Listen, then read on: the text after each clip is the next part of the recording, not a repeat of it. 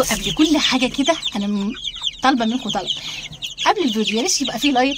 انا لسه جديده في تربيه الطيور والحاجات دي، عايزه الخبرات بتاعتكم تنقلوها لي.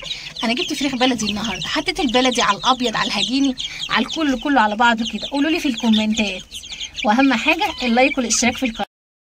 السلام عليكم ورحمه الله وبركاته. رمضان كريم علينا كلنا يا رب. لو سمحتم اللايك بجد انا شكرا لكم جدا، لان فعلا انا بدات بحس بتفاعلكم وبداتوا كمان تعملوا لي لايك. يا ريت تعملوا لي لايك قبل الفيديو يعني كده ما يبتدى.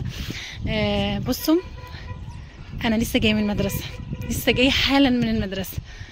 بقيت مش عايزه اقعد في الشقه تحت، بقيت اهم حاجه عندي دلوقتي اللي انا اول ما اجي اطلع على السطح. وفعلا ده اللي حصل. اول ما جيت شايفين الجرجير تقيله على بعضه ازاي؟ كل ما حد يجي يشوف الجرجير يقول لا صعب اللي هو يكمل على كده، ده هيعجز على كده. قال ايه؟ لازم نقصوه، لازم نشيلوه منه كده شويه. ودي اول مره في حياتي يا جماعه، اول مره في حياتي هاكل من الجرجير، هاكل من ارضي. احساس جميل قوي، ما كنتش متوقعاه في يوم من الايام ان انا اجي في يوم من الايام ويبقى عندي حاجات على السطح واطلع منها واكل. التجربه دي يا جماعه حلوه جدا جدا جدا جدا جدا. ادي الجرجير يا جماعه ما شاء الله عليه، ما شاء الله اللهم بارك، يعني جميل كده وشكله جميل واخضر وحلو. يكفي ان ما فيهوش كيماوي ولا فيها اي حاجه. بخفف كده علشان ما يبقاش تقيل. بقول لكم ايه، انا بقيت مدمنه الحاجات دي، بقيت مدمنه قوي تربيه الطير والحاجات. بقيت كل وانا ماشيه، طول ما انا ماشيه ادور على حاجه علشان اربيها. طول ما انا ماشيه ادور على اي طير بيتباع، على اي حاجه بتتباع عشان اربيها. وانا جايه بقى دلوقتي جبت كتاكيت، مش كتاكيت هي كبيره بس دي بلدي بقى. المره دي هي بلدي علشان انا نفسي فعلا في البيض. وانا لما جبت الفراخ التانية دي قالوا ان هي دي هجيني، والهجيني يعني ايه؟ صعب يبيض شويه وصعب مش عارفه ايه. فبقيت مقلقه. وكمان اشتريت فراخ هي صغنونه ما شاء الله عليها.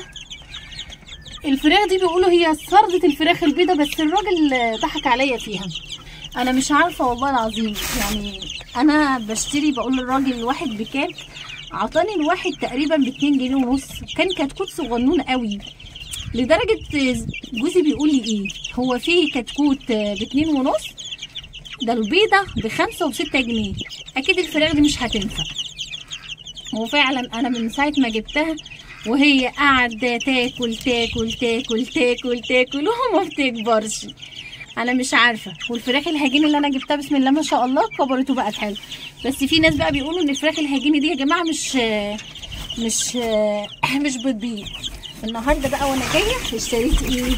اشتريت فراخ بلدي، فراخ بلدي جميله كده زي ما انتم شايفين ما شاء الله اللهم بارك. يعني الفراخ ديت بيقولوا دي بقى بتبيض وحلوه قوي ما شاء الله عليها.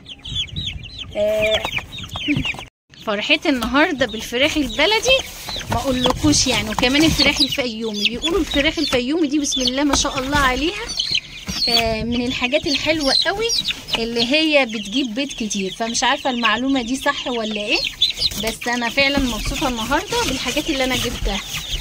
جبت كام فرخه بلدي كده عشان قالوا الحاجات ديت بتبيض وبتجيب بيض كتير يعني. وعلى الله التسهيل بقى ان شاء الله، وربنا يبارك فيهم كده ويبقوا كويسين. بس في مشكله دلوقتي، انا حطيت كله على بعضه، معرفش هو ده صح ولا لا.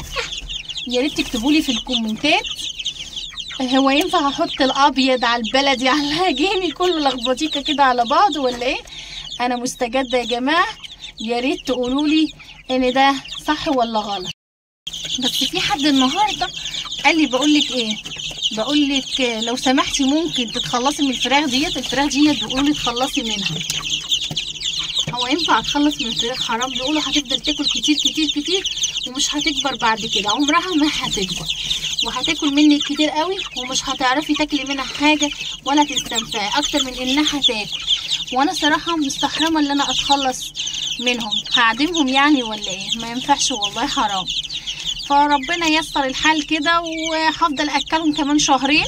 انا لحد شهرين، لو حد شهرين ما كبروش لا خلاص بقى، انا كده ايه عملت اللي عليا، وهضطر ارميهم بقى في الشارع او اسيبهم او اطلقهم في الشارع بره، هو ونصيبهم بقى، كبروا ما كبروش. لكن انا مش هفضل اكل فيهم وقت طويل قوي كده ومفيش فايده ومفيش حاجه. يلا، اتمنى يكون الفيديو عجبكم. هو فيديو بسيط وقصير النهارده، ويا ريت ما تنسونيش باللايك والاشتراك في القناه.